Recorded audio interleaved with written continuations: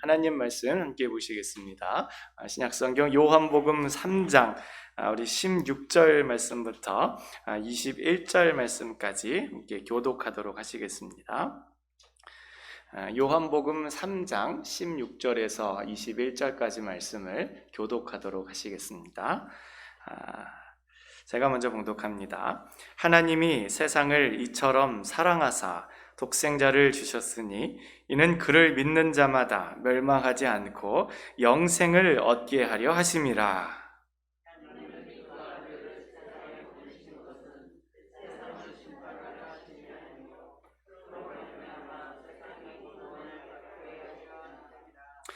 그를 믿는 자는 심판을 받지 아니하는 것이요 믿지 아니하는 자는 하나님의 독생자의 이름을 믿지 아니하므로 벌써 심판을 받은 것이니라.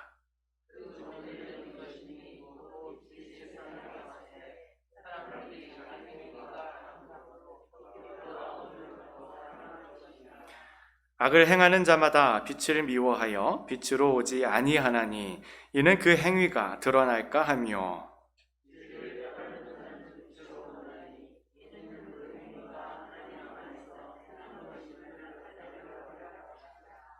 아멘. 나 같은 죄인 살리신 Amazing Grace, 이 찬송시는 노예무역선의 선장 출신이었던 존 뉴턴이란 분이 지은 것으로 알려져 있습니다. 이 노래는 참 죄 많았던 그가 자신의 인생 한가운데 몰아닥친 그 폭풍 가운데 자신을 건지시니 하나님의 놀라우신 그 은혜를 경험하게 되어서 그것을 찬송시로 짓게 된 것이지요. 1747년 예수님을 만나서 인생이 변화되었던 이 존 뉴턴은 나중에 목회자가 되어서 평생을 우리 주님의 복음을 전하는 일들을 감당하는데 자기의 모든 삶을 바치게 되었습니다. 그리고 마지막 그의 묘비에는 이렇게 적혀 있다고 합니다. 심부름꾼 존 뉴턴은 우리의 주님 되시고 구세주이신 예수 그리스도의 풍성한 은혜로 보존되고 회복되고 용서받고 또 자기가 오랫동안 대적하고 파괴하려 했던 이 믿음을 오히려 전하게 되었습니다. 그러니까 예전에는 그렇게 주님의 복음을 무시하고 대적하고 파괴하려 했지만 이제는 오히려 그 복음을 전하기 위해서 언제든지 주님께 쓰임받게 됨을 감사드리는 그런 놀라운 고백이 그의 삶 가운데 있게 되었던 것이지요. 나 같은 죄인 살리신 주 은혜 놀라워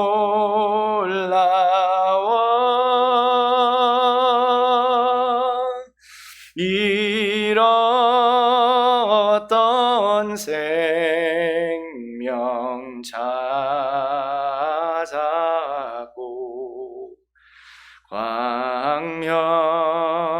광명을 얻었네.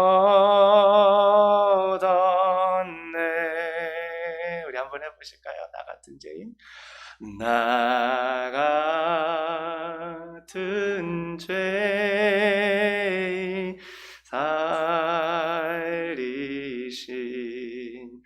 주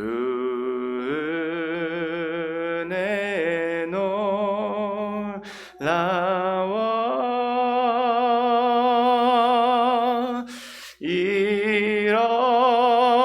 잃었던 생명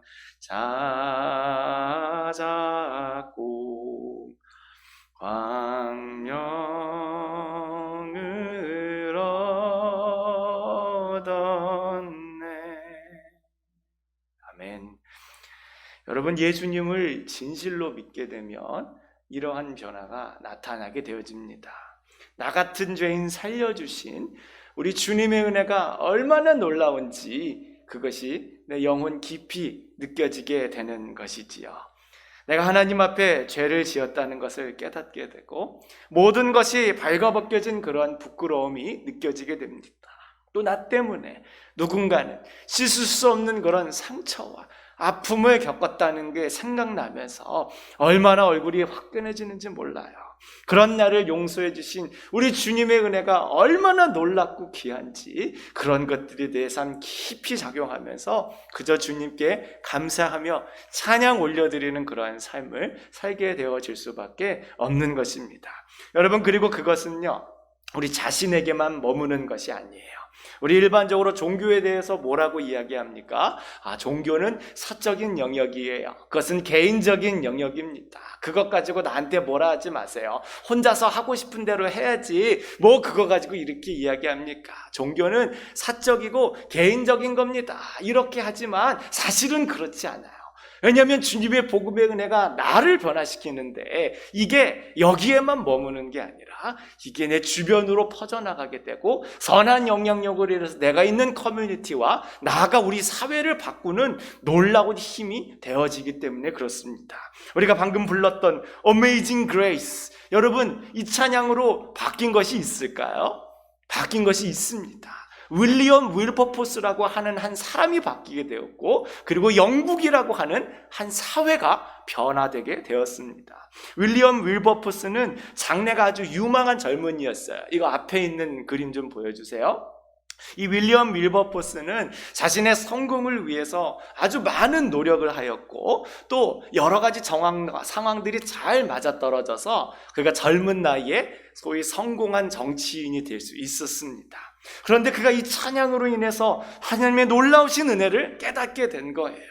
주님께서 주시는 Amazing Grace, 그 은혜를 받고 그의 모든 삶이 변화되었는데 그의 개인적인 삶만 변화되었던 것이 아니라 그가 자기에게 있었던 그 자리에서 이 영국 사회를 변화시키고자 노력하게 된 것이지요. 여러분 잘 아시는 것처럼 그 당시에는 노예무역이 영국의 주요 산업 가운데 하나였어요. 우리가 이것을 통해서 많은 부를 창출하자. 그래서 너도 나도 할 것 없이 노예를 사고 파는 일 가운데 미쳐 있었던 시대였습니다. 근데 이 윌리엄 윌버포스라는 사람이 이것이 하나님 앞에 악한 것이구나, 그것을 깨닫고 나서 그것을 바꾸기 위해서 많은 노력을 했어요. 여러분, 한 사람이 사회를 바꾸는 것이 가능할까요? 불가능해 보이지요. 난 사람 바뀐다 그래서 변화되는 게 있겠어요? 그런데 이 윌리엄 윌버포스는 하나님의 놀라우신 그 은혜를 마음에 품고 자기의 평생을 그것을 위해 바치고 결국 1807년 2월에 영국의 노예 무역이 공식적으로 폐지되게 됩니다. 우리 예수님을 믿게 되니까 그 한 사람이 변화가 되고 그 선악 영향력이 사회로 퍼져나가서 결국에는 그 사회 전체가 바뀌게 되는 그런 일이 일어나게 되는 것이지요. 오늘 우리 함께 본 16절 말씀 가운데 그런 놀라운 주님의 은혜가 담겨져 있어요. 우리 함께 읽어보실까요? 시작. 하나님이 세상을 이처럼 사랑하사 독생자를 주셨으니 이는 그를 믿는 자마다 멸망하지 않고 영생을 얻게 하려 하심이라. 아멘. 하나님이 세상을 이처럼 사랑하사 독생자를 주신 거예요. 처음부터 우리를 미워하신 것이 아니라 영원 전부터 우리를 사랑하시고 우리를 향한 놀라우신 계획들을 가지고 계신 것입니다. 그리고 예수님을 믿는 자마다 멸망하지 않고 영생을 얻기를 주님께서 바라고 계신 거예요. 이것이 하나님께서 우리 모든 인류를 향한 본래의 뜻인 겁니다.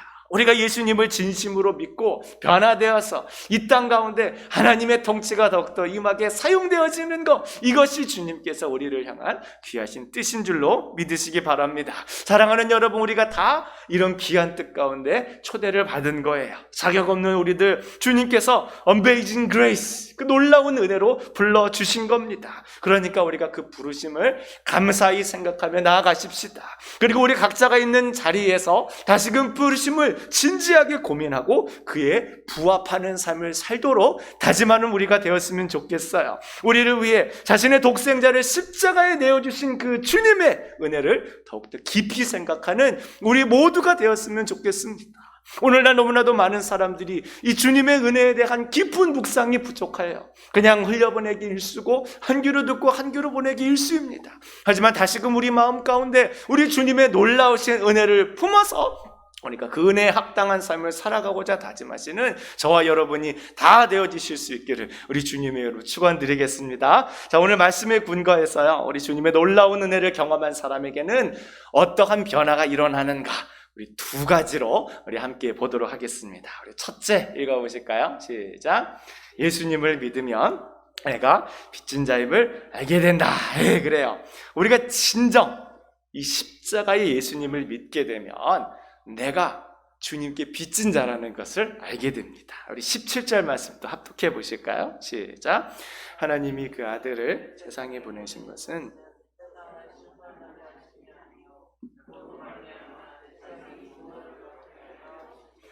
아멘. 본문 말씀에 보니까 예수님을 믿으면 심판이 아니라 구원을 받게 된다고 말씀하고 계십니다. 여러분, 구원이 뭐예요? 살게 되었다는 겁니다. 건진받았다는 거예요. 문제가 해결되었다는 뜻입니다. 성경은 우리가 죄로 인해서 마땅히 죽어야 될, 마땅히 심판받아야 할 존재라고 말씀하고 계시지요. 로마서 6장 23절에도 죄의 삭은 사망이라고 말씀하셨습니다. 또 로마서 3장 23절에도 모든 사람이 죄를 범하여서 하나님의 영광에 이르지 못한다. 단 한 사람의 예외도 없이 죄를 지어서 우리 하나님의 영광에 이르지 못하게 되었다. 다시 말하면 우리 모두가 다 죄로 인해서 마땅히 영원 형벌을 받아야 되는 존재가 되었다 말씀하고 계십니다. 그런데 예수님께서 십자가에서 우리 대신에 그 모든 벌을 다 받으셨으니 그것을 믿는 자에게 더 이상 이 죽음의 형벌이 효력을 발휘하지 못하게 된다고 알려주신 것이에요. 여러분, 이 구원을 위해 우리가 한 것이 있습니까? 아무것도 없어요. 어떤 분들은 목사님 제가 믿지 않았어요? 이게 안 믿었으면 이거 아무것도 아니었을 텐데 제가 믿었잖아요. 근데 사실 그런 것도 아니에요. 그 믿음도 우리 주님께서 우리에게 주신 것입니다. 로마서 5장 8절에도 보면은 우리가 아직 죄인 되었을 때에 그리스도께서 우리를 위하여 죽으심으로 하나님께서 우리를 향한 자기의 사랑을 알려주셨다고 이야기하고 있습니다. 내가 믿었기 때문에 이렇게 된 거예요? 그게 아닌 거예요. 우리가 아직 죄인이었는데 하나님을 대적하고 하나님을 알지 못하던 그러한 자였는데 주님께서 먼저 우리를 사랑해 주신 거예요.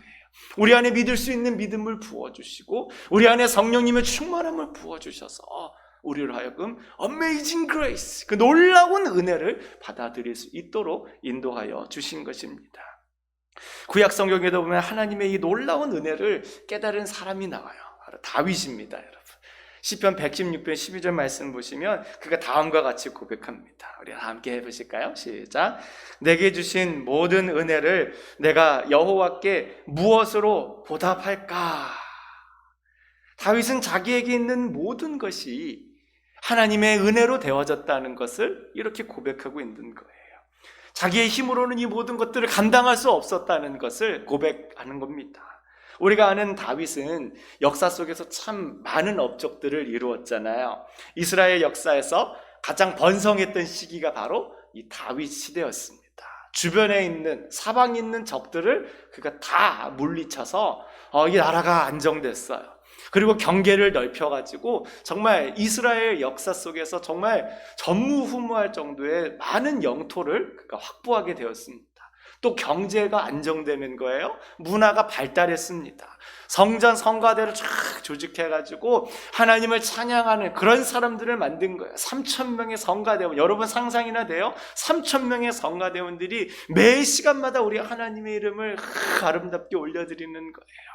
정말 가난한 사람이 없어졌고 고아와 가보들도 가진 것이 없고 슬픔이 있지만 정말 하나님의 위로를 받으면서 천국의 삶을 경험하며 살 수 있도록 그 모든 일들이 이루어지게 된 것입니다. 얼마나 그 시절이 행복하고 아름다웠던지 저마다 마음 가운데 주님이 주시는 평안과 내일에 대한 희망이 가득 부풀어 있던 때였어요. 그래서 그 시대 이후로도 수많은 사람들이 그 시절이 그립다, 다윗의 시절이 그립다 하는 그런 향수를 품을 정도로 너무나도 행복하고 아름다운 시기가 바로 이 다윗의 시대였습니다. 근데 다윗은 이 모든 것이 자기가 열심히 해서 왕이잖아요. 왕이니까 약간 열심히 해가지고 이 모든 것들을 이루었다 이렇게 고백하는 게 아니라 주님께서 이것을 은혜로 주셨다. 내가 어떻게 해야 이 주님께서 주신 은혜를 다 갚을 수 있겠습니까? 정말 주님의 놀라우신 은혜였습니다 라고 그가 고백하게 된 것입니다. 여러분, 우리 삶에도 이런 고백이 있어졌으면 좋겠습니다. 내게 주신 모든 은혜를 내가 여호와께 무엇으로 보답할까? 내가 잘해서 미국에서 이렇게 살고, 내가 잘해가지고 이렇게 안정된 중산층의 삶을 누리고, 내가 잘해가지고 직장에서 인정받고 삶의 여유가 생겨진 게 아니라 내가 살아온 것 이상으로 하나님께서 나에게 어메이징 그레이스를 부어주신 것이구나 하고, 이 모든 것들을 내가 누리고 있는 거구나 하는 그러한 마음이 우리 가운데 있어졌으면 좋겠어요. 왜냐하면 그런 마음이 없게 되면 우리가 교만하게 살 수밖에 없기 때문에 그렇습니다. 다른 사람에게 잘 베풀지를 못하게 되는 거예요. 여러분, 신약 성경에 보면 그런 사람이 나와요. 자기는 그런 놀라운 은혜를 입었음에도 불구하고 그 은혜를 깨닫지 못하는 거예요. 자기가 그렇게 빚진 자라는 걸 알지 못하는 겁니다. 다 자기가 잘해서 그렇게 살아온 줄로 믿는 사람 이야기가 나와요. 마태복음 18장에 보면은 예수님께서 천국에 대해 말씀하시는데 거기에 1만 달란트를 빚진 자가 나옵니다. 여러분, 1만 달란트 많은 금액이라는 거 들어보셨죠? 오늘날로 환산하면 1 빌리언이 넘는 어마어마한 금액입니다. 우리가 한 달에 10만 불씩 해도 800년이 돼야지 이렇게 갚을 수 있는 그런 금액이 1만 달란트. 말도 안 되는 금액이죠. 못 갚는 금액인 거예요. 그런데 그런 빚을 가진 사람이 있는데 27절에 보면 이렇게 되어 있어요. 그 종의 주인이 불쌍히 여겨 놓아보내며 그 빚을 탕감하여 주었더니, 그가 도저히 갚을 수 없다는 것을 알고, 그리고 그것을 갚기 위해 그의 인생이 비참해지고 얽매이고 정말 인생도 아닌 그런 삶이 되어질 것을 알고 주인이 긍휼히 여겨 그의 모든 빚을 탕감해 준 거예요.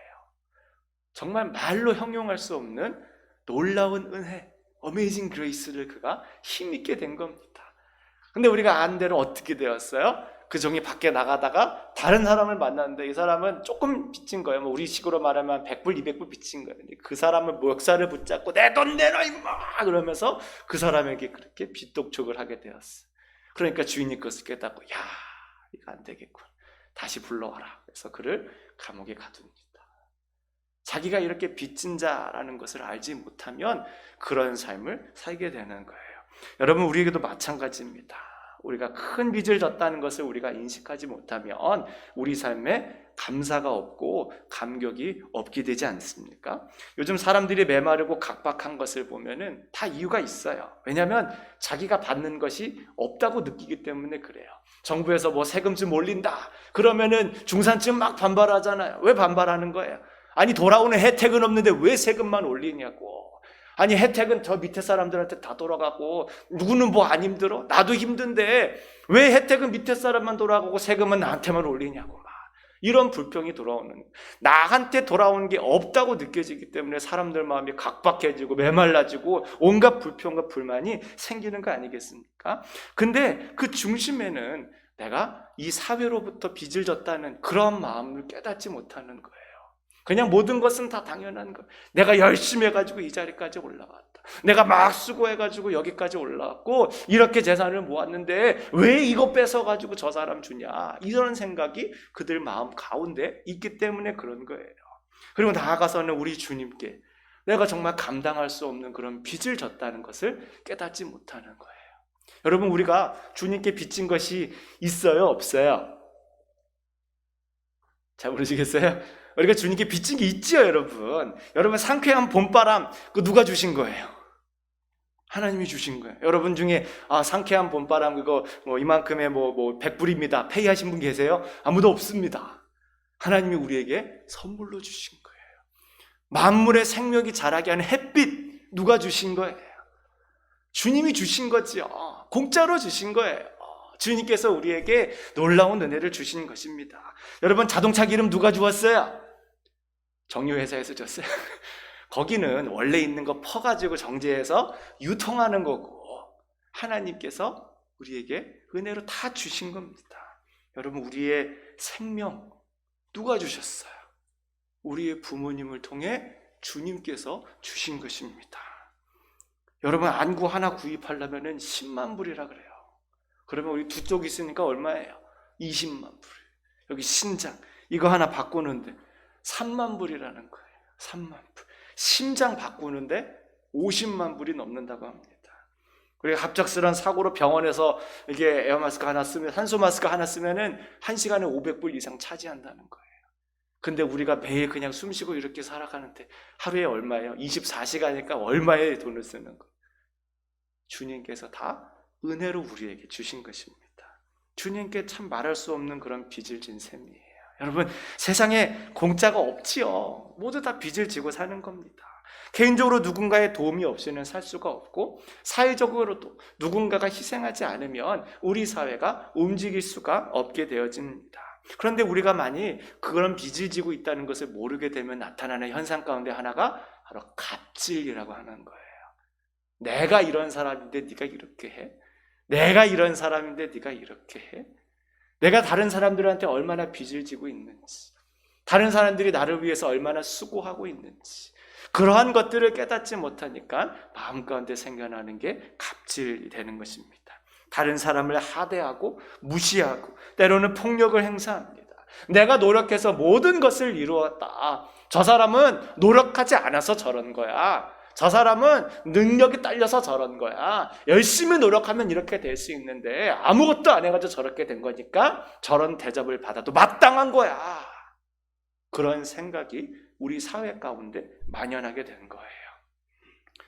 여러분, 세상에서도 보면 가끔 자기가 세상을 살면서 빚진 자라는 것을 깨닫는 사람들이 있습니다. 그 대표적인 사람으로 윤동주 시인이 있어요. 여러분, 윤동주 시인 잘 아시죠? 일제치하에 얼마나 많은 조선인들이 고통을 받았는지 모르죠. 근데 그 가운데 이 윤동주는 자기가 정말 이 사회와 다른 사람들로부터 많은 빚을 지고 살아간다고 하는 것을 아주 깊이 깨달았던 사람이었어요. 많은 분들이 서시 잘 아시죠? 하늘을 우러러 한 점 부끄러움 없이. 그러니까 그렇게 노래한 이유가 바로 자기의 마음 가운데 늘 부끄러움이 있었던 거예요. 왜냐하면 이 사람이 이제 윤동주가 일본으로 유학하기 위해서 꼭 이름을 바꿔야 했거든요. 윤동주라는 이름으로 갈 수가 없는 거예요. 그러니까 히라노마 도주, 일본식으로 이름을 창씨 개명을 본인이 한 겁니다. 그리고 일본에 유학을 간 거예요. 그러니까 그게 자기의 마음에 너무 부끄럽고 수치심으로 작용을 하는 거예요. 자기 또래의 사람들은 징용으로 끌려가고 그리고 막 위안부로 끌려가고 있는 이런 현실 속에서 자기는 이름을 바꿔가면서 그렇게 일본에 유학 가서 시를 배우고 있고 글을 쓰고 있는 이런 자신의 모습을 볼 때 부끄러움이 너무 많은 거예요.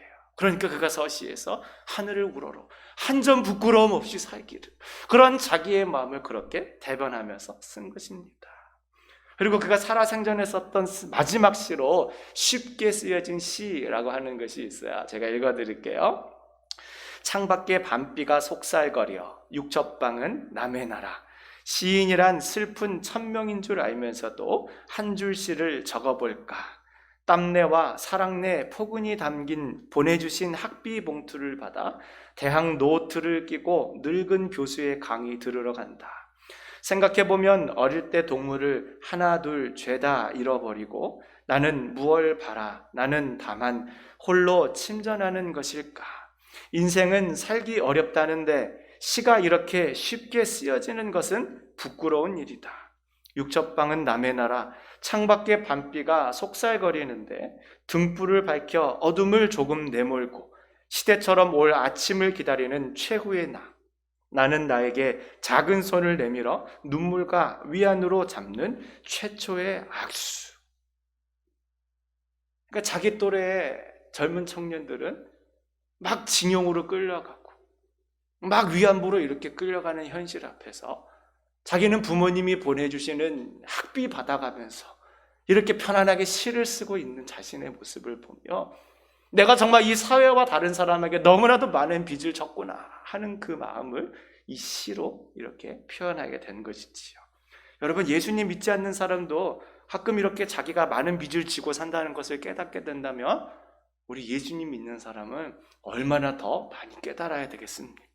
우리 가족들에게, 우리 교회, 그리고 우리 사회, 나아가 우리 주님께 정말 우리가 말할 수 없는 어메이징 그레이스를 받았다는 것을 분명히 마음 가운데 품고 우리가 더욱더 겸손하게 우리 주님을 예배하고 우리 옆에 있는 이웃들에게 베풀고 사랑하며 그렇게 살아가야 될 줄로 압니다. 주님께서 주신 그 귀한 마음이 우리 가운데 더욱더 품어져서 우리가 정말로 예수님 믿는 사람답게 그렇게 빚진 자의 마음으로 살아가는 저와 여러분이 다 되실 수 있기를 바라겠습니다. 자, 우리 둘째, 우리 한번 보도록 하시겠습니다. 셋, 넷. 예수님을 믿으면 진리를 추구하게 된다. 그래요. 우리가 예수님을 진실로 믿게 되면 진리를 추구하게 되어 있습니다. 이게 왜 그렇습니까, 여러분? 바로 예수님께 진리가 충만하시고 예수님이 진리 그 자체가 되시기 때문에 그런 거예요. 우리 20절, 21절 우리 합독해 보도록 하시겠습니다. 시작.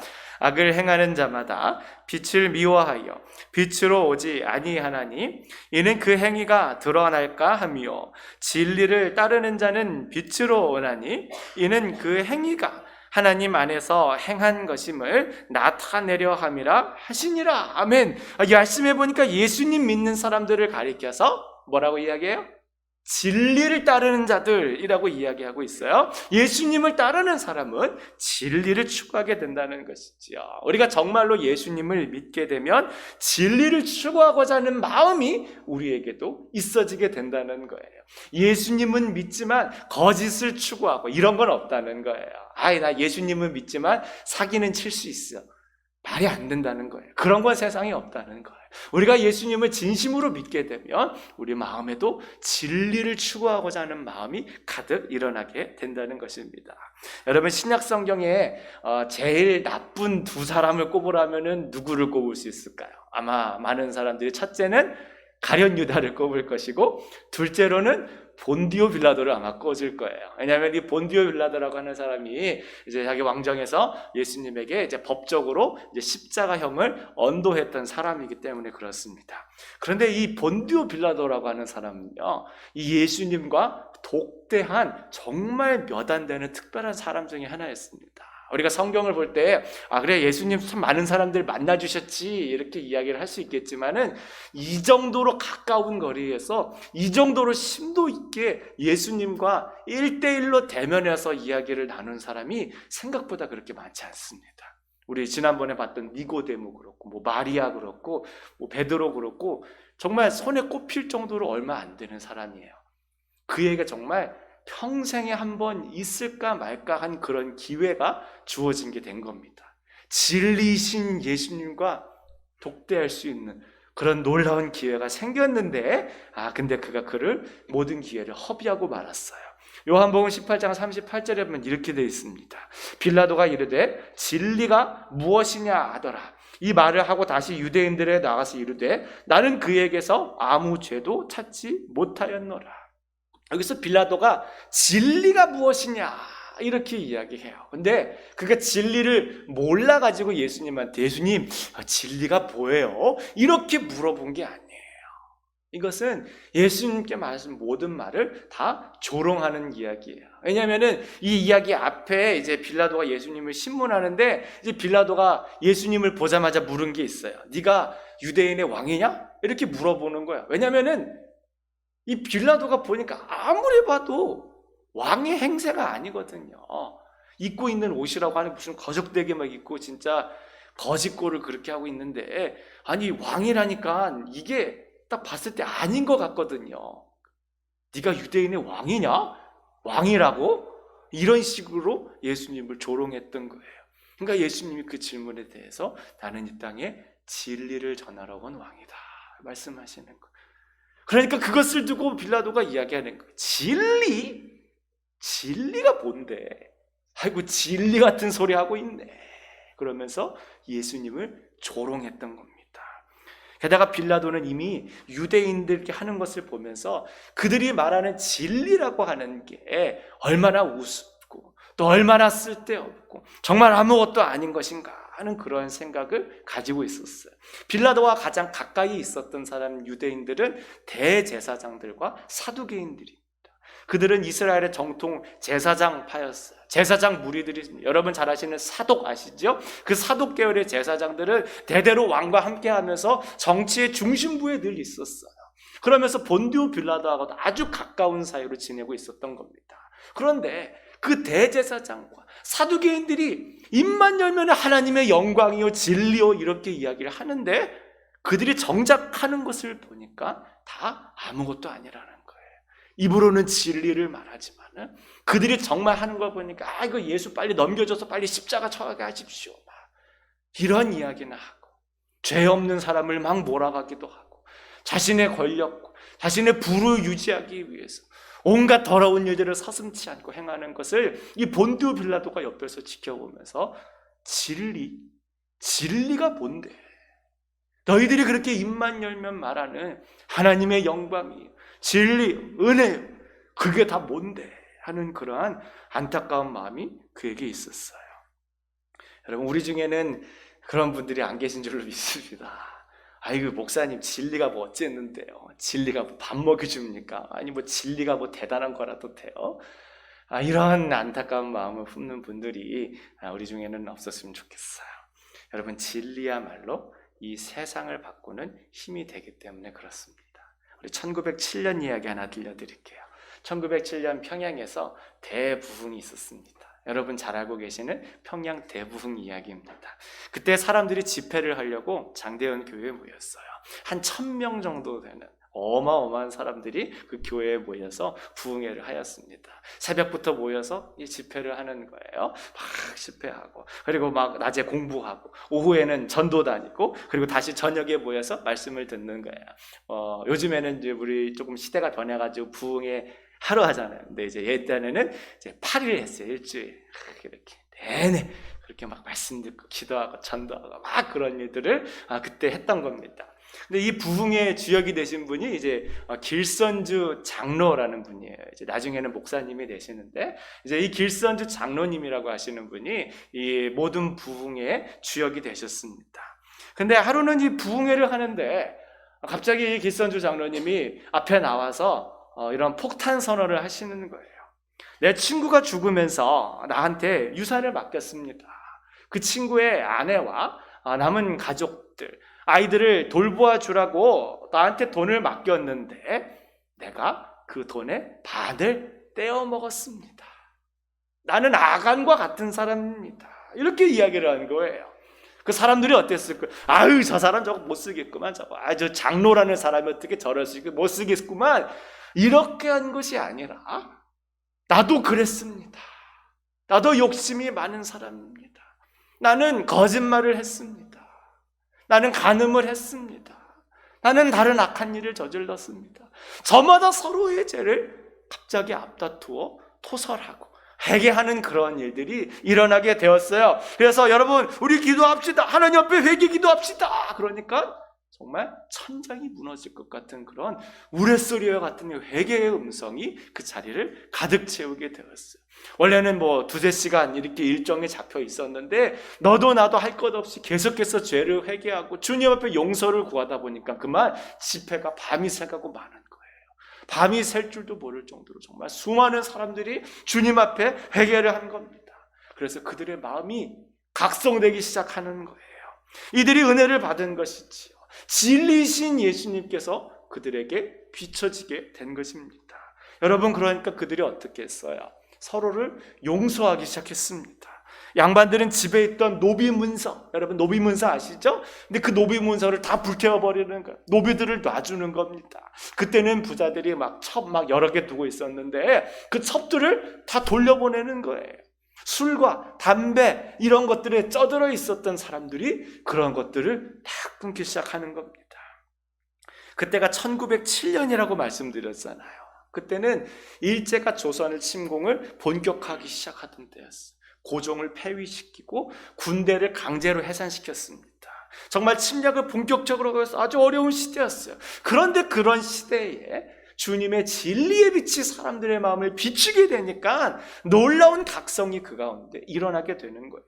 일제가 이들을 가만두면 안 되겠다, 위협을 느끼는 그런 사람들이 된 겁니다. 그리고 1907년 4년 뒤인 1911년에 한 서울에 있는 목사님들, 그리고 평양에 있는 목사님들, 이런 기독교인들을 감옥에 가두기 시작해요. 그리고 죄명은 황제 암살 모의죄, 그냥 아무나 갖다 붙인 거죠. 그냥 잡을 수는 없으니까. 명목상 우리 황제를 암살하려는 그런 음모를 벌였다, 그런 거짓말을 퍼뜨려서 이 서울과 평양에 있는 목사님들과 기독교인을 감옥에 가두었어요. 그것을 백오인 사건이라고 그렇게 이야기를 합니다. 그런데 여기서만 그치는 게 아니에요. 계속해서 주님의 진리의 빛이 비춰지니까 사람들이 이 일제의 악행에 대해서 이야기를 하는 겁니다. 거리로 뛰쳐나왔어요. 3.1운동이 주역이 된 겁니다. 당시 매봉교회를 다니고 있었던 유관순 열사도 거리로 뛰쳐나가가지고 조국의 독립을 외치는 거예요. 왜냐하면 진리의 빛이 그 가운데 비춰졌기 때문에 이것이 악한 것이구나 깨닫고 거기에서 목소리를 내게 되었던 것입니다. 일제가 처음에는 아무런 신경도 안 썼지요. 아이고 그냥 뭐 종교인들 몇 명이 모여가지고 그냥 뭐 기도했나 보다, 뭐 자기들끼리 뭐 은혜 받았나 보다, 처음에는 신경도 쓰지 않았어요. 그런데 진리가 그 안에 비춰졌기 때문에 그들이 일제가 가장 신경 쓰게 되는 그러한 집단이 되고 말았던 것입니다. 여러분, 예수님의 놀라운 은혜를 받은 사람은 이렇게 진리를 따르게 되어 있습니다. 아멘. 에베소서 6장 14절에도 모든 성도를 가리켜서 진리의 허리띠를 띠라고 말씀하고 있습니다. 우리의 영적 전투에서 승리하는 요건 중에 하나가 바로 이 진리의 허리띠를 매라는 것입니다. 우리가 그냥 가만히 게을르게 나태하게 있는 것이 아니라 진리로 우리의 허리띠를 띠고 우리에게 맡겨주신 이 영적 전투를 감당해야 된다고 말씀하고 있는 것이지요. 때로는 내가 세상에서 손해보더라고 할지라도, 수많은 유혹들이 내게 닥쳐온다고 할지라도 진리가 내 안에 있기 때문에 그 진리로 당당하게 하나님의 자녀로서 서야 된다는 것을 알려주고 계신 것입니다. 사랑하는 여러분, 오늘날 우리에게도 어려움이 있어요. 경제가 너무 많이 어렵죠. 코비드-19으로 해서 너무 어렵다 보니까 사람들 마음 가운데는 진리가 뭔데? 그게 밥 먹여주는 거야? 돈이 최고지. 무슨 소리 하는 거야? 지금 어려운 시대에. 교회 다니는 분들 중에도 점점 그런 쪽으로 마음이 가시는 분들이 없잖아 있는 것 같아요. 그게 아니라 우리가 정말 진리신 예수님을 굳게 믿으면서 우리가 정말 어떠한 어려움이 있든지 간에 진리이신 주님을 붙들고 나 같은 죄인도 살려주신 그 은혜를 감사해 하면서 어메이징 그레이스를 늘 마음에 품고 우리 주님께서 기뻐하시는 십자가의 길을 걸어가고자 다짐하시는 저와 여러분이 다 되어주실 수 있기를 우리 주님의 이름으로 축원드리겠습니다. 아멘. 우리 시간 함께 찬양하고 우리 기도하도록 하겠습니다. 우리 아까 불렀던 305장 나 같은 죄인 살리신 우리 찬양하고 정말 우리가 그 주님의 은혜를 다시 한번 깨닫게 하여 주시고 그 은혜를 우리 가운데 늘 간직하며 살아갈 수 있도록 인도하여 주시옵소서. 우리 함께 기도하도록 하겠습니다. 나 같은 죄인 살리신 주 은혜 놀라워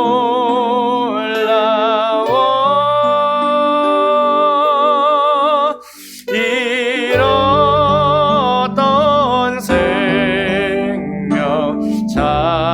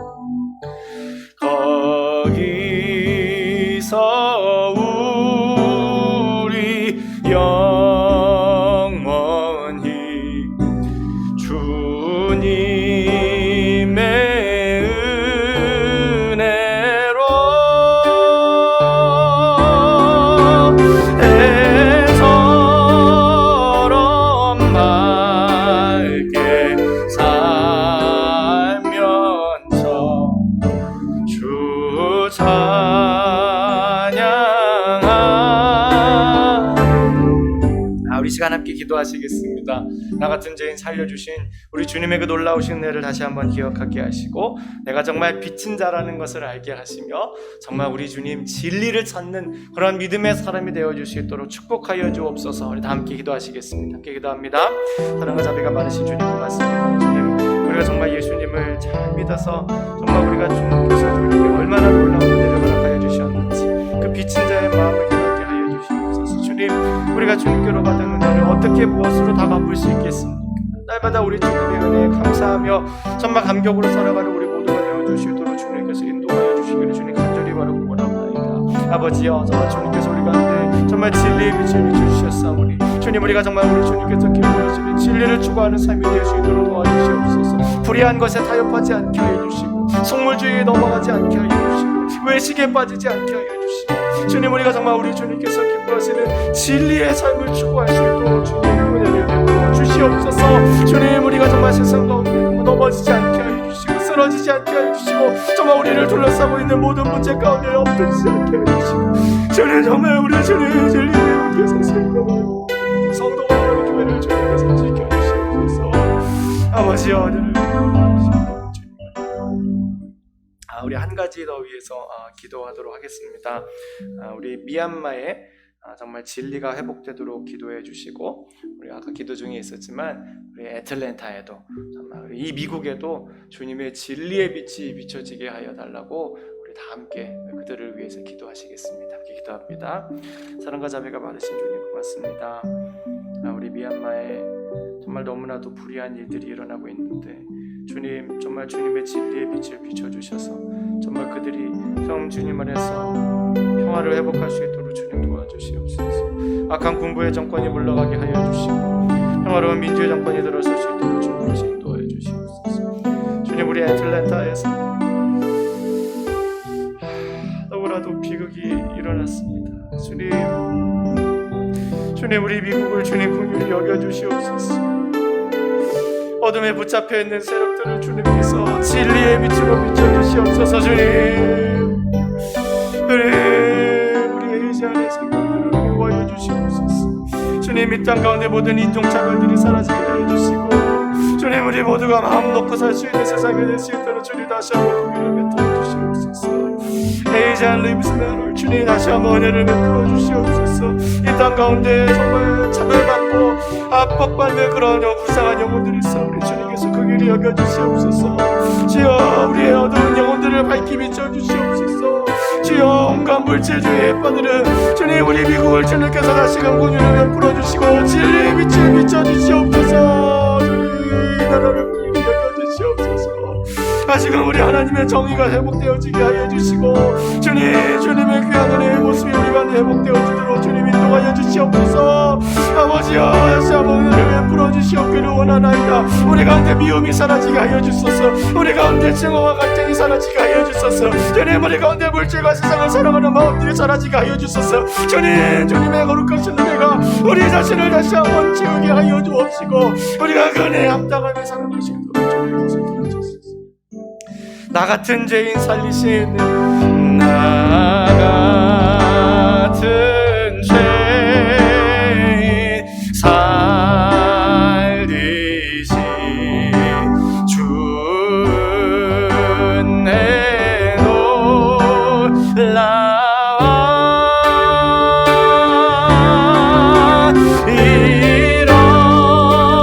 잃었던 생명 찾아가고 광명을 얻었네. 사랑의 주님 고맙습니다. 우리가 예수님을 믿게 될 때에 우리 마음 가운데 큰 은혜의 빛이 비춰지는 줄로 믿습니다. 주님, 우리가 주님께 정말 말로 형용할 수 없는 놀라운 은혜를 힘입었음을 깨닫는 삶이 되도록 인도하시고 정말 우리에게 진리의 빛을 비춰주신 주님을 붙들고 나아갈 수 있도록 인도하여 주시옵소서. 주님, 이 땅에 정말 말로 형용할 수 없는 비참한 일들이 벌어지고 있습니다. 주님, 그곳에 주님의 평화의 빛을 비추어 주시고 주님의 진리의 빛을 비추어 주시옵소서. 이 땅에서 모든 인종차별과 증오와 원망과 불평과 세상 사랑하는 모든 마음들이 사라지게 하여 주옵시고 정말 우리 주님을 잘 믿는 그런 귀한 마음이 다시금 회복되어 줄 수 있도록 은혜를 베풀어 주시옵소서. 이 일들을 위해서 더욱더 기도하는 우리 모든 성도와 교회가 되게 하여 주옵시고 우리 한 사람이 더욱더 주님 잘 믿어 정말 그 선한 영향력이 우리 사회를 변화시키는 그런 귀한 일들을 경험할 수 있도록 인도하여 주시옵소서. 날마다 우리 주님을 더욱 사랑하며 나아가는 믿음의 사람들 되기를 간구하오며 이 모든 말씀을 살아계신 예수님의 이름으로 기도드렸사옵나이다. 아멘.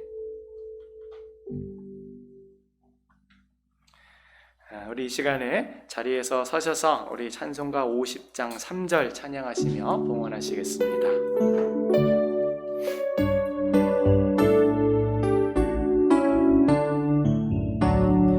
내게 있는 모든 것을 주를 위해 드리네.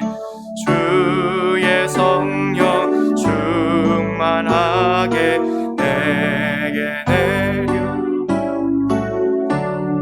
주께 드리네. 주께 드리네. 사랑하는 구주 앞에 모두 드리네. 아멘. 함께 기도하시겠습니다. 사랑과 자비가 많으신 주님 참 고맙습니다. 주님께서 저희들에게 주신 모든 것들 가운데 일부를 돌려드립니다. 우리 하나님께서 기뻐하시는 일들 가운데 사용되어지게 하여 주시옵소서. 주님, 형편이 어려운 중에도 우리 헌금한 우리 성도들 주님 기억하여 주옵시고 주님 그 삶에 정말 주님께서 30배, 60배, 100배의 결실로 채워 주시옵소서. 더 풍성한 삶으로 우리 주님께 영광 돌릴 수 있게 하여 주시며 주님을 사랑하는 귀한 마음으로 살아갈 수 있도록 날마다 은혜를 베풀어 주시옵소서. 우리 연로하신 부모님들 건강을 지켜 주옵시고 우리 군문에 있는 자녀들과 공부하는 자녀들과 그리고 타지에 있는 자녀와 타국에 있는 자녀와 우리 어린 생명들 주님 다 기억하여 주셔서 그들이 예수님 잘 믿고 정말 이 사회에 정말 선한 영향력을 발휘할 수 있는 귀한 주님의 자녀들로 다 되어질 수 있도록 특별히 인도하여 주시옵소서. 주님, 미얀마와 애틀랜타에 주님의 빛을 비춰주시옵기를 간절히 바라옵고 그곳에서 정말 부모님을 잃고 또 어머님을 잃고 또한 딸을 잃은 정말 그 남은 가족들을 우리 주님께서 특별히 위로하여 주옵소서. 주님, 주님께서 주시는 평안이 정말 그들 가운데 임하게 하여 주옵소서. 이제는 우리 주 예수 그리스도의 은혜와 하나님 아버지의 무한하신 사랑과 성령님의 위로 충만 내주 역사 교통하심의 은혜가 예식을 마치고 세상을 향해 파송되어져 나아가는 우리 모든 성도들과 가정과 일터 위에 그리고 우리 교회와 이 사회 위에 이제로부터 영원토록 함께 있을지어다. 아멘.